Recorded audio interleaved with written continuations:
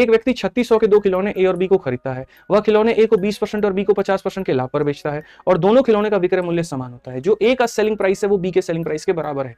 तो अगर हम यहाँ देखें तो मेरे भाई यहाँ पर क्या कहेंगे, ए जो है उसको कितने परसेंट के प्रॉफिट में बेचा जा रहा है, 20%। तो अगर मैं इसको ए को सीपी मानता हूं कि अगर ये सीपी आज अपने आप में 100% है तो इसका 120% क्या हो जाएगा, एसपी हो जाएगा।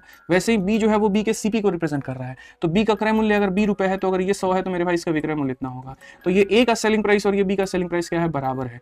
30 से मेरे भाई 4 बार में, 30 से 5 बार में। तो इनके जो क्रय मूल्य का अनुपात है वो हमारे सामने कितना होगा, तो 5:4 होगा। तो क्वेश्चन में यहाँ पर क्या कहा गया कि एक व्यक्ति 2 खिलौने ए और बी को 3600 में खरीदता है। ए को 20% के प्रॉफिट में, बी को 50% में बेचता है, तो मेरे भाई बराबर होता है। यानी इनका मेरे भाई अगर हम देखें खरीदने का अनुपात 5 और 4 का है। मेरे भाई 9 यूनिट का मान सवाल में बड़ी इज्जत से यहाँ पर दे रखा है कि दोनों को मिला करके उसने 3600 में खरीदा है। तो ए की कीमत हमारे सामने कितनी होगी, तो ए की कीमत हमारे सामने 400 होगी।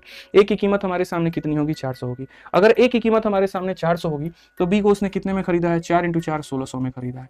अब क्वेश्चन में हमारे सामने क्या कहा गया कि बी का विक्रय मूल्य ज्ञात करिए, बी को कितने में बेचा होगा। तो मेरे भाई बी का विक्रय मूल्य क्या होगा, ये जो 1600 है मेरे भाई यहाँ पर ये खरीदने का मूल्य है, यानी अपने आप में 100 की वैल्यू है। इसमें 20 का प्रॉफिट जोड़ दोगे तो मेरे भाई इतना हो जाएगा। अगर आप देखोगे 16 दूना 32 और यहाँ पर मेरे भाई 1920, ये कुल मिलाकर के इसका विक्रय मूल्य हो जाएगा। कौन सा ऑप्शन है, सी जो है वो करेक्ट आंसर है।